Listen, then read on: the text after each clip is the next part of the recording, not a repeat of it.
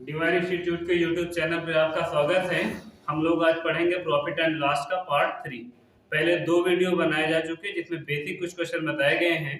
उससे आगे के क्वेश्चन आज हम बताएंगे आपको। एक बार पिछले पढ़े हुए क्लास में से जो ये चीजें मेन है इनको एक बार दोहराते हैं, उसके बाद फिर प्रश्नों को देखते हैं।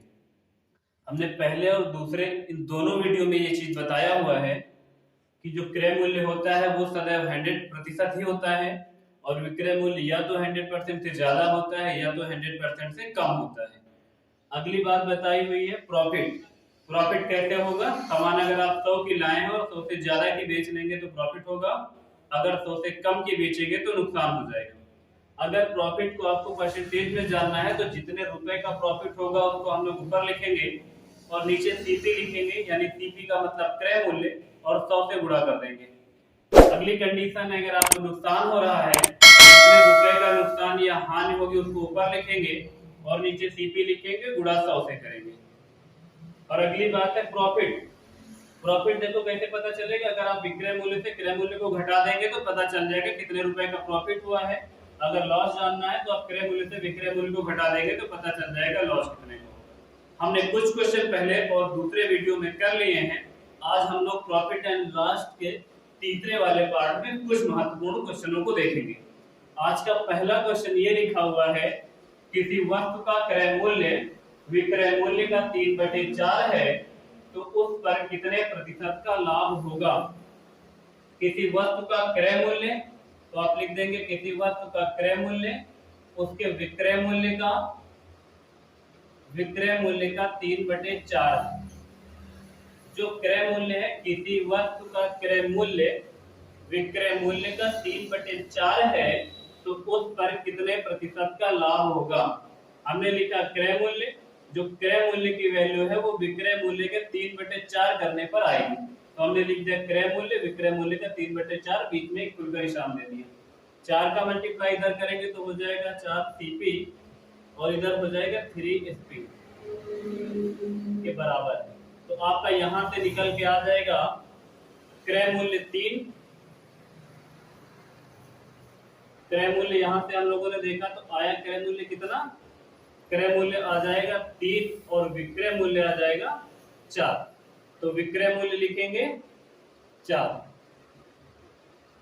अगर कोई सामान 3 रुपए की खरीदी गई और 4 रुपए की बेची गई है तो आपको लाभ होगा, वो भी कितने रुपए का, 1 रुपए का। क्योंकि देखिए हमने क्या घटाया हुआ है, क्रय मूल्य विक्रय मूल्य से क्रय मूल्य को, यानी सामान 4 रुपए की बिकी है और लाई गई थी कितने की, 3 के, तो लाभ होगा 1 रुपए। और ये परसेंटेज में बदलना है तो हम लिख देंगे लाभ प्रतिशत बराबर 1 रुपए का लाभ हुआ और क्रय मूल्य कितना है 3, और गुणा कैसे करना है 100 से। 100 को 3 से भाग करेंगे तो आएगा 33 सही 1/3%। तो कितने परसेंटेज का लाभ आएगा, 33 सही 1/3% का।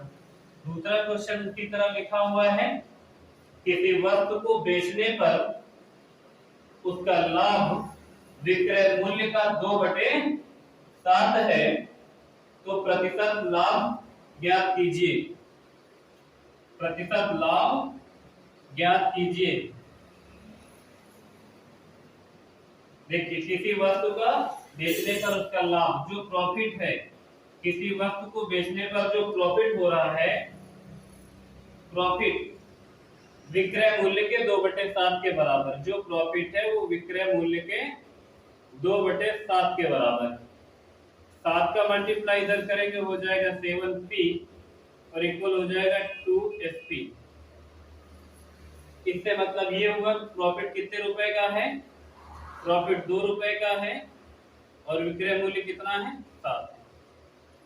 अगर विक्रय मूल्य आपका 7 रुपए है, विक्रय मूल्य 7 का है और प्रॉफिट 2 का है। अगर कोई सामान आप 7 रुपए की बेचते हो और उस पर प्रॉफिट 2 रुपए का है, इसका मतलब सामान कितने की खरीदी गई थी, आप 7 से वो 2 घटा दो।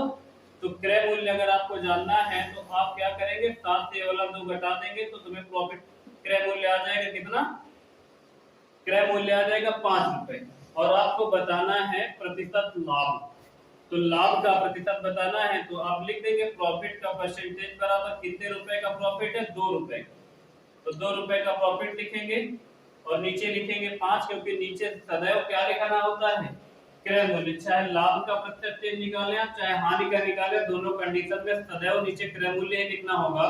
तो आप नीचे कितना लिखेंगे 5 और गुणा करना है आपको कितने 100 से। 5 के टेबल से काट दोगे 20 बार में चला जाएगा और 20 का डबल हो जाएगा कितना 40, यानी प्रॉफिट का परसेंटेज कितना आ जाएगा 40। पहले प्रश्न का उत्तर आएगा 33 सही 1/3 और दूसरे प्रश्न का उत्तर आएगा 40%। अगला प्रश्न है आज का तीसरा नंबर। प्रश्न लिखा हुआ है विक्रय मूल्य का क्रय मूल्य से 21:16 का अनुपात है तो लाभ प्रतिशत क्या होगा। सिंपल सा क्वेश्चन है। विक्रय मूल्य और क्रय मूल्य, विक्रय मूल्य और क्रय मूल्य का अनुपात आपको दिया है 21:16। विक्रय मूल्य अनुपात क्रय मूल्य का रेशियो दिया है आपको 21:16। 16 की सामान आपके अगर 21 की बिक रही है तो लाभ तो हुआ ही हुआ है। कितने रुपए का लाभ हुआ है, 5 रुपए का लाभ हुआ है। और आपको ये प्रॉफिट परसेंटेज में बताना है तो प्रॉफिट प्रतिशत बराबर होता है जितने रुपए का प्रॉफिट हो वो ऊपर लिखो और नीचे सीपी लिखो और 100 से गुणा कर दो। तो प्रॉफिट हुआ है 5 रुपए का तो 5 ऊपर लिखेंगे और आपका क्रय मूल्य है 16 तो 16 नीचे लिख देंगे और गुणा करेंगे कितने से 100 से। 4 के टेबल से काटेंगे 4 छंग 24 और 4 चौक 16, 4 चौक 16, 4 पच्चीसाम 100 और 25 पंचे कितना हो जाएगा 125 और डिवाइड करना है 4 से। 4 से डिवाइड करोगे 4 से 12, 4 का नाम 4 दशमलव लगेगा, 4 दूना 8, 4 पंचे 20, कितना आएगा 31.25% का लाभ होगा। तो इस प्रश्न का उत्तर कितना आएगा 31.25% का लाभ। अगला प्रश्न है चौथे नंबर का। एक खिलौने को अंकित मूल्य को 20/31 पर बेचने से 20% की हानि होती है। खिलौने के अंकित मूल्य तथा विक्रय मूल्य का अनुपात क्या होगा। एक खिलौने को अंकित मूल्य के 20/31 पे बेचा गया है। इसका मतलब ये हुआ कि जो एमआरपी दिया हुआ है खिलौने पर उसका 20/31 करने पर हमको क्या मिल जाएगा विक्रय मूल्य, क्योंकि एक खिलौना अंकित मूल्य को 20/21 पर बेचने से 20% की हानि होती है। खिलौने के अंकित मूल्य तथा क्रय मूल्य का अनुपात क्या होगा। तो आप इसको इधर गुणा करेंगे तो हो जाएगा 31 एसपी इक्वल का निशान करके लिखेंगे 20 एमआरपी। तो आपका निकल के यहां से आ जाएगा विक्रय मूल्य 20 और एमआरपी 31। तो आप यहां लिख देंगे एमआरपी बराबर कितना 31 रुपए और एसपी बराबर 20 रुपए। आपको अभी केवल विक्रय मूल्य और एमआरपी पता चला है। सामान का एमआरपी 31 रुपए है और सामान बिका है 20 रुपए का। तो आपसे पूछा ये गया है कि खिलौने का अंकित मूल्य तथा क्रय मूल्य का अनुपात क्या होगा। तो पहले तो आपको क्रय मूल्य निकालना पड़ेगा। विक्रय मूल्य आपको पता है कितना प्रतिशत है 20%, फिर 20 रुपए, ये 20 रुपए है आपका विक्रय मूल्य और बताया जा रहा है कि बेचने पर 20% की हानि होती है। हमने आपको पहले बता रखा है कि विक्रय मूल्य कभी भी 100% नहीं होगा, 100% से तो ज्यादा होगा या तो कम होगा। ये यहाँ पे 20% की हानि है तो ये 80% के बराबर है। क्रय मूल्य जानना है तो 100 से कर लेंगे गुणा। तो आप इसको काट लेंगे 20 से, 20 चौक 80 हो जाएगा, 4 से डिवाइड करोगे 25 हो जाएगा। इसका मतलब आपका क्रय मूल्य कितना निकल के आ गया 25 रुपए। अनुपात पूछा गया अंकित मूल्य तथा क्रय मूल्य का। तो अंकित मूल्य का अनुपात कितना, वैल्यू कितनी है 31 और अनुपात कितना लिख दो 25। अंकित मूल्य 31, क्रय मूल्य 25 का अनुपात बताना है तो आप पहले अंकित मूल्य लिख दो एमआरपी और उसके बाद क्रय मूल्य लिख दो। तो अंकित मूल्य और क्रय मूल्य का अनुपात आ जाएगा 31:25। अगला प्रश्न है आज का 5वां नंबर। प्रश्न लिखा हुआ है, एक वस्तु का विक्रय मूल्य 39 रुपए है, यदि उसका लागत मूल्य संख्यात्मक रूप से उसके लाभ प्रतिशत के बराबर है तो उसका लागत मूल्य क्या है। ये जो लिखा हुआ है, एक वस्तु का विक्रय मूल्य यानी सामान 39 रुपए का बिकेगा और कंडीशन ये है कि जो उसका लाभ प्रतिशत होगा उसके लागत मूल्य के संख्यात्मक रूप के बराबर है। इसका ये मतलब है जैसे 50 रुपए की सामान है तो 50% का ही लाभ है, अगर 70 रुपए की वस्तु है तो 70% का ही प्रॉफिट है, अगर 30% की वस्तु है तो 30% का ही प्रॉफिट है। इसका मतलब जितना लागत मूल्य है उतने ही प्रतिशत का प्रॉफिट लिया गया है। लिखा हुआ है लागत मूल्य संख्यात्मक रूप से उसके लाभ प्रतिशत के बराबर है तो उसका लागत मूल्य क्या है। इस प्रश्न को हम लोग ऑप्शन से ही करेंगे। ये जो प्रश्न में दिया हुआ है, ये 35, ये 37, ये 25 और ये 30 के सब लागत मूल्य हैं, क्योंकि लास्ट में लिखा हुआ है तो वस्तु का लागत मूल्य क्या है, तो ऑप्शन में जो लिखा होगा वो लागत मूल्य ही होगा। और बताया गया है कि लागत मूल्य की जो अमाउंट है और जो प्रतिशत है लाभ वाला वो दोनों सेम है। अगर आप देखें किसी वस्तु को अगर 39 रुपए में बिकी है, अगर कोई सामान हमको लाभ पे बेचनी होती है तो हम लोग 100 में जोड़ देते हैं। जैसे कोई सामान 10% के प्रॉफिट पे बेचनी है तो 10/100 करते हैं, अगर 10% के नुकसान पर बेचनी है तो 90/100 करते हैं। लागत मूल्य पर, लागत मूल्य ऑप्शन पे लिखे हुए हैं। अगर आप लागत मूल्य के हिसाब से देखेंगे तो इसमें से 35, 37, 25 और 30 में से कौन सा सही है आपको ये बताना है। अगर आप एक बार देखें इसमें 37, अगर ये वस्तु का 37 रुपए लागत 35 रुपए लागत मूल्य है, अगर ये 35% के लाभ पर बेचना है तो 135/100 करना होगा आपको। तो अगर आप इसको सॉल्व करके देखें तो 5 से 35 हो जाएगा और 5 गुना हो जाएगा 10, और इसके बाद इसको 5 से काटेंगे तो हो जाएगा 5 चौको 20 और 5 गुना 10, 5 7 35। अब अगर आप 37 को 7 से गुणा करके 4 से डिवाइड करोगे तो 39 किसी भी कीमत पे नहीं आएगा, तो ये वाला विकल्प आपका नहीं होगा। इसी तरह करके आप अगर इस वाले को सॉल्व करोगे तो आपको लिखना होगा 37 और 37% का प्रॉफिट लेना है तो 137/100 करना होगा, और ये भी कटने पर नहीं आएगा क्योंकि ऐसे भी दिख रहा है तो 37 और 37 और नीचे 100 है तो कटेगा नहीं, 39 आने का कोई चांस है नहीं। अगर आप इसी तरह लास्ट वाले विकल्प को देखें तो 30 लिखा हुआ है, अगर किसी वस्तु का लागत मूल्य 30 रुपए है और 30% के प्रॉफिट पर ही बेचना है तो हम लोग क्या करेंगे, 30 मल्टीप्लाई 130/100। तो आप 30% के लाभ पर बेचोगे तो 130/100 करोगे तो ये 0 से 0 ये कैंसिल कर दो, 0 से ये 0 कैंसिल कर दो, तो 13 से कितना हो जाएगा, 39 रुपए की सामान बिक जाएगी। और प्रश्न में यही कहा गया है कि एक वस्तु का विक्रय मूल्य कितना रुपए होना चाहिए, 39 रुपए होना चाहिए। अगर प्रॉफिट पे बोला है तो देखो 35, प्रॉफिट में 135/100, फिर 37 प्रॉफिट है तो 137/100, 25 करते तो 125/100 करते, और 30 किया है तो 130/100 करते।